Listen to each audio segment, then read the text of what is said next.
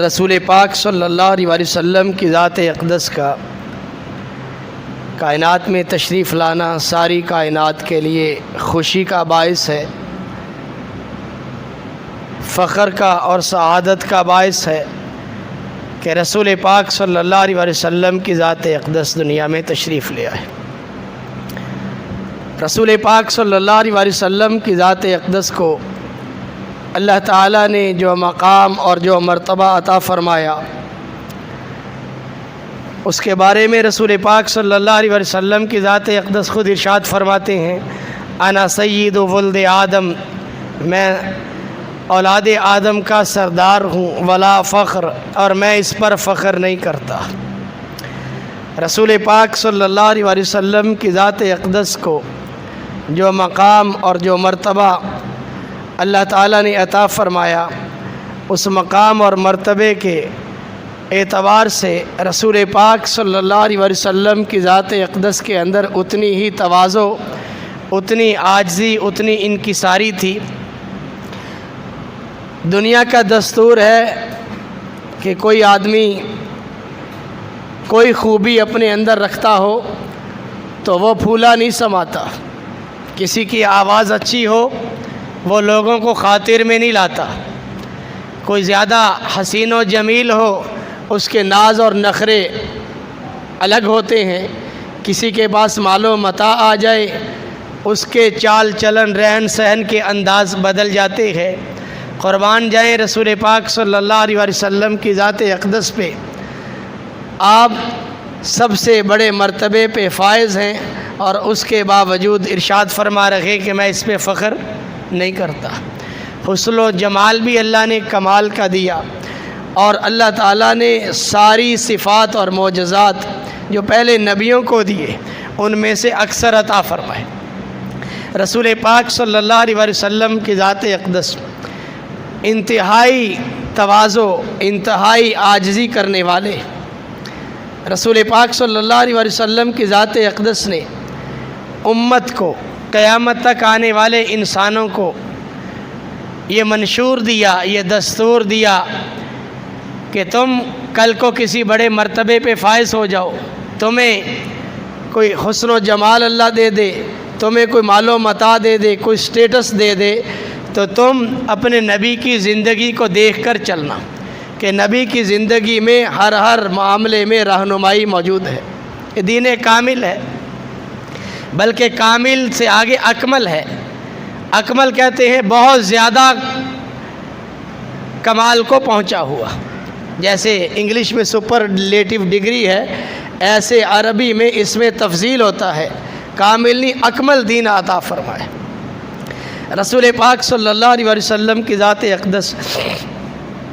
کے پاس جب لوگ آتے تو لوگ آ کر آپ صلی اللہ علیہ وسلم کی ذات اقدس کا عجیب معاملہ دیکھتے۔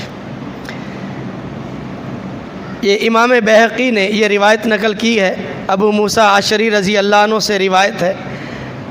فرماتے ہیں کہ کان رسول اللہ صلی اللہ علیہ وسلم یرکب الحمار، رسول پاک صلی اللہ علیہ وسلم گدھے پر سواری فرما لیا کرتے تھے۔ سیفٹی پین پیو چوکلت، گدھے پر سواری کر لیا کرتے تھے۔ کوئی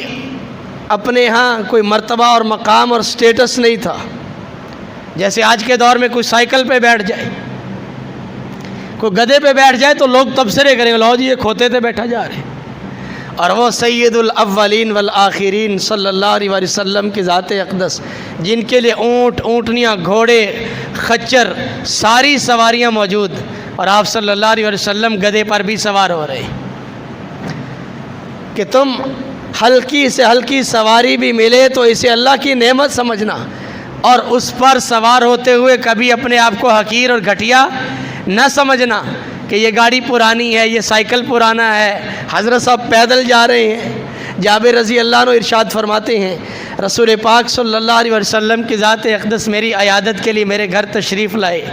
اور رسول پاک صلی اللہ علیہ وسلم پیدل میرے گھر تشریف لائے،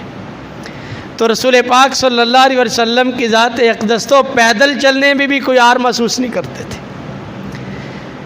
ساری سواریاں موجود ہوتی لیکن جو میسر آ جاتی اس پہ سوار ہو جاتے. اور آگے ابو موسیٰ اشعری رضی اللہ عنہ فرماتے ہیں وَيَلْبَسُ الصُّوفَ، اون کا کپڑا پہن لیتے تھے، موٹا کپڑا، جسے لوگ کہتے ہیں یہ تو ہلکا کپڑا ہے. میرے آقا ہلکا کپڑا بھی پہن لیتے، اور یہ ہلکا کپڑا اور ہلکی سواری پر سوار ہو کر امت کے غریب لوگوں کی بھی رہنمائی فرما دی. امت کے غریب اور مسکین لوگ جنہیں پہننے کو اچھا کپڑا نہ ملے، وہ اپنے آپ کو گھٹیا اور اپنے آپ کو کمتر نہ سمجھیں. وہ دیکھیں کہ میرے آقا حضرت محمد مصطفیٰ صلی اللہ علیہ وسلم کی ذات اقدس غریب کی عزت بڑھا کے گئے، غریب کا معیار اونچا کر کے گئے کہ میری امت کے غریب اگر ہلکی سواری پہ بیٹھیں تو آر محسوس نہ کریں. غریبوں کا، مسکینوں کا درجہ بلند کر دیا میرے آقا نے. گدھے پہ سواری کی، موٹا کپڑا پہنا. اور آگے فرماتے ہیں وَيَعْتَقِلُ الشَّاءَ، بکری کا دودھ نکالتے بکری کی ٹانگوں کو قابو کر کے.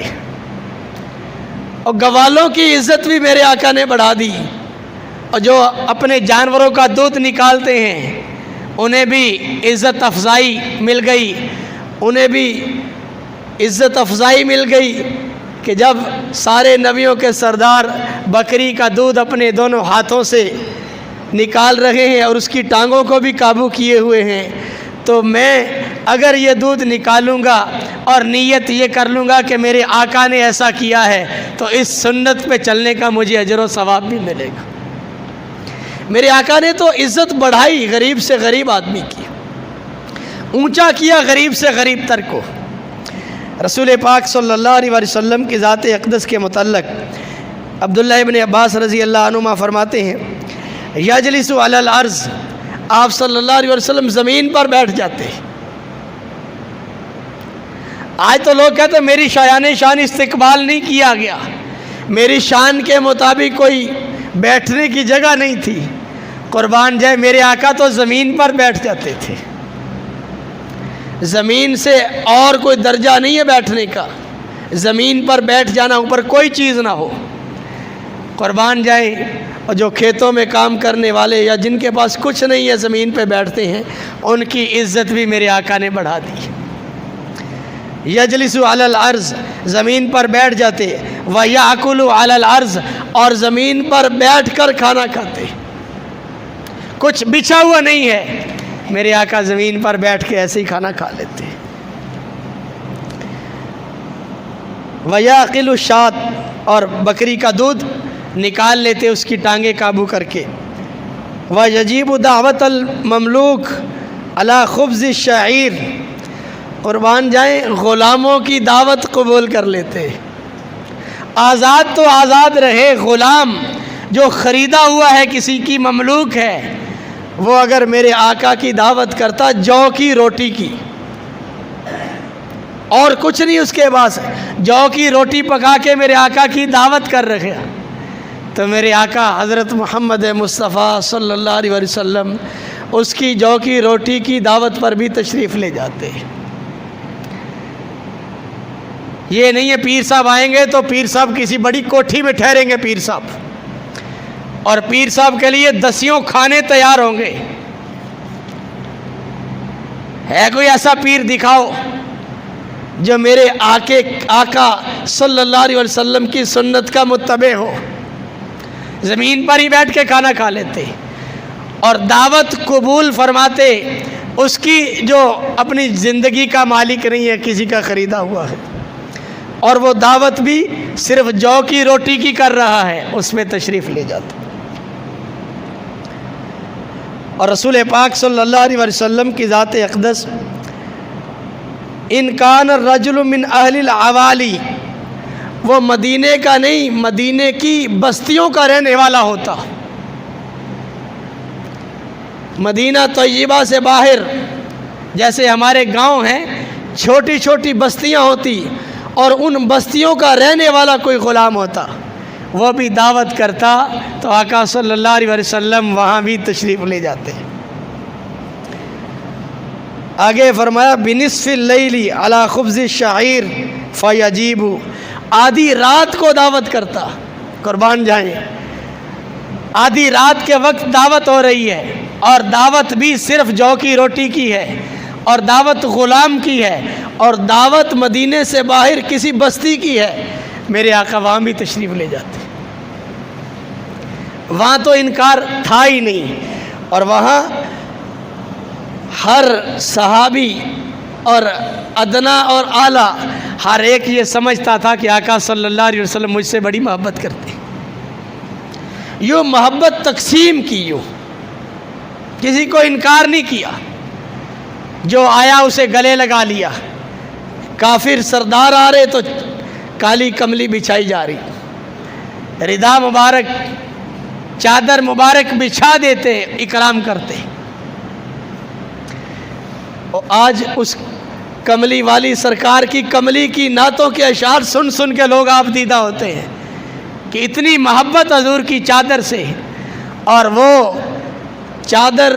میرے اور آپ کے آقا صلی اللہ علیہ وسلم کافر سرداروں کے پیروں میں بچھا دیتے، کیا کمال عزت دی لوگوں کو، کافر سردار آ رہے مسلمان بھی نہیں، اور ان کی یہ عزت افزائی کہ اپنی چادر ان کے لیے بچھا دی جاتی اور انہیں وہاں پہ بٹھایا جاتا۔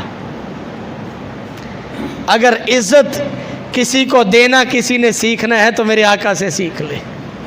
کیسے لوگوں کو عزت دی، اور رسول پاک صلی اللہ علیہ وسلم کی ذات اقدس جتنا مال تھا میری اور آپ کی اماں جان خدیجۃ الکبریٰ رضی اللہ عنہا کا، مکہ کی سب سے بڑی تاجرہ، سارا مال دین پر خرچ کر دیا، کچھ نہیں اپنے پاس رکھا، جو سائل آیا کبھی کوئی سائل خالی ہاتھ نہیں گیا،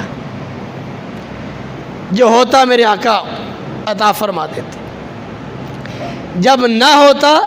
تو سیدنا بلال حبشی رضی اللہ عنہ سے فرماتے ہیں بلال کچھ انتظام کر دو۔ آج اس بات کو میں اور آپ سوچیں کہ یہ کہیں دیکھنے میں ملتا ہے کہ کوئی مانگنے والا آ جائے اور پاس کچھ نہ ہو اور قرض لے کر اس کی وہ ضرورت پوری کر دی جائے، نہیں ملے گا۔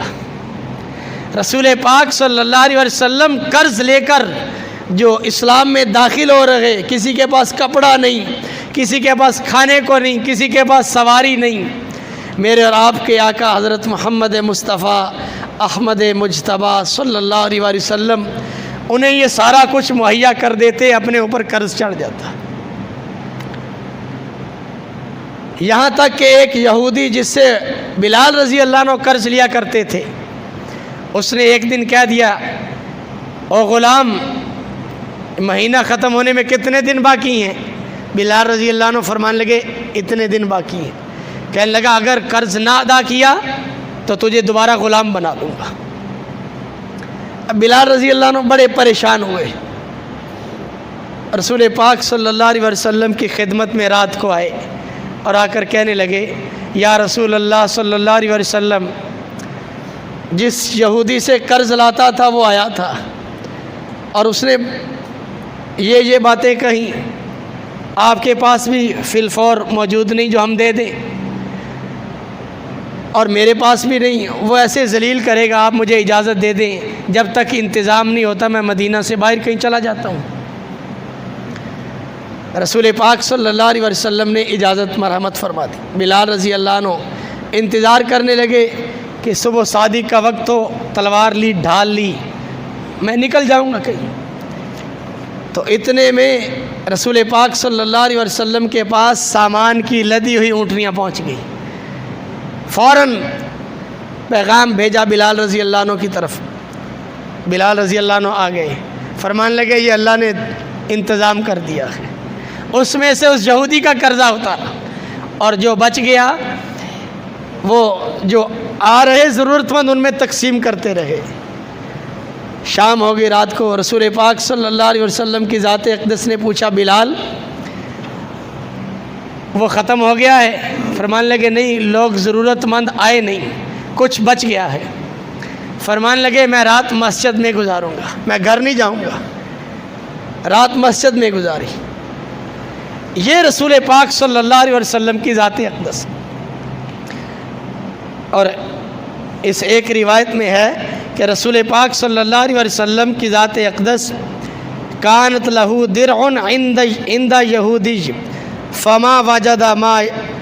یفکوہا حتی ماتا، کہ رسول پاک صلی اللہ علیہ وسلم کا جب وصال ہوا، آپ کی زرہ جسے میدان جنگ میں پہنا جاتا ہے دشمن کے وار سے بچنے کے لیے، وہ ایک یہودی کے پاس رہن رکھی ہوئی تھی کہ یہ رکھ لو، یہ ہمیں قرضہ دے دو، جب ہمارے پاس اتنی چیزیں آ جائیں گی جو آپ سے لی گئیں، آپ کو واپس کر کے زرہ لے لیں گے۔ رسول پاک صلی اللہ علیہ وسلم کا وصال ہو گیا، آپ کے پاس اتنا نہیں تھا کہ اس سے زرہ لے لیتے، اور یہ جو کچھ آیا امت کے اوپر لٹا دیا، لوگوں کو دیا، بھر بھر کے دیا۔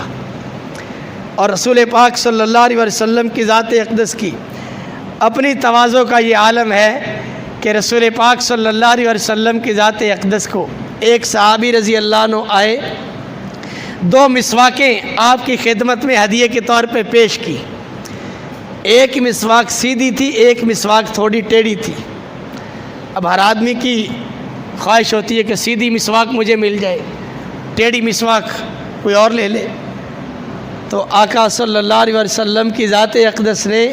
ٹیڑھی مسواک لے لی، سیدھی مسواک صحابی رسول کو دے دی۔ وہاں تو تواضع ہی تواضع تھی، عز و انکساری، اور سید الاولین والآخرین صلی اللہ علیہ وسلم نے کوئی بڑے بڑے مکان نہیں بنائے، مکان بنایا تو صحابہ کے دلوں میں بنایا، دلوں میں راج کیے، سب کچھ لگا دیا، خرچ کر دیا۔ اور وہ صحابہ رسول پاک صلی اللہ علیہ وسلم کی ذات اقدس پہ یوں ہی جان دینے والے نہیں تھے، آخر کمالات تھے، خوبیاں تھیں، ان خوبیوں سے آج بھی اگر کوئی مرصع ہو جائے، خوبیاں اپنا لے تو لوگ اس کے پیچھے لگ جاتے ہیں کہ یار یہ بڑا باکمال آدمی۔ تو وہ تو سارے نبیوں کے سردار اور رسول، اور پھر سارے مرتبے کے بعد فرمایا انا سید ولد آدم ولا فخر، میں اولاد آدم کا سردار ہوں اور میں اس پہ فخر نہیں کرتا۔ یا تو نعرے لگتے میں فلاں برادری کا ہوں، میں فلاں ہوں، میں فلاں ہوں، تو جانتا نہیں ہے مجھے میں کون ہوں، میں یہ کر کے رکھ دوں گا، میں وہ کر کے رکھ دوں گا، ہے بھی کچھ نہیں اور ایسے ہی۔ تو رسول پاک صلی اللہ علیہ وسلم کی ذات اقدس نے جو آج کے اس گفتگو کا خلاصہ ہے، میرے آقا صلی اللہ علیہ وسلم نے تواضع سکھلائی، عاجزی، اعمال میں بڑے تواضع بڑھتی چلی جائے۔ جو نعمتیں اللہ نے دے رکھی ہیں وہ نعمتیں ہیں تو آدمی بچھتا چلا جائے کہ یہ خوبیاں میرے مالک نے دی ہیں، یہ عارضی ہیں، کسی وقت بھی ختم ہو سکتی ہیں، طاقت ہے، بڑی جوانی ہے، ایک آنکھ میں تنکا ڈل جائے ساری جوانی ختم ہو جاتی ہے۔ باقی امراض تو دور کی بات، ایک دن کا بخار آ جائے، حالانکہ یہ ہلکا مرض سمجھا جاتا ہے، وہ جو 10 من وزن اٹھاتا ہے وہ چل نہیں سکتا، کس چیز پہ اترا رہا ہے؟ سیدنا علی المرتضیٰ رضی اللہ عنہ ارشاد فرماتے ہیں کہ کبھی کسی غریب کو حقارت کی نظر سے نہ دیکھو، غریب ہونے میں وقت نہیں لگتا۔ یوں ایک زلزلے کا جھٹکا آیا، سارا دڑم، سارا مال و متا گیا، ایک سیلاب کی لپٹ آئی، سارا وہ جو اربوں خربوں کے تاجر تھے سارا بہہ گیا، لوگوں کے قرضے چڑھ گئے۔ یہ اللہ ہے، اس لیے اس مالک کے سامنے ہمیشہ تواضع کے ساتھ ہے، مالک تیرا فضل ہے، تیرا کرم ہے، جو کچھ تو نے دیا یہ میرا کوئی کمال نہیں، تیرا فضل ہے۔ یہ رسول پاک صلی اللہ علیہ وسلم کی تعلیمات ہیں، اللہ تعالی ہمیں اس پہ عمل کی توفیق نصیب فرمائے۔ وآخر دعوانا ان الحمد للہ۔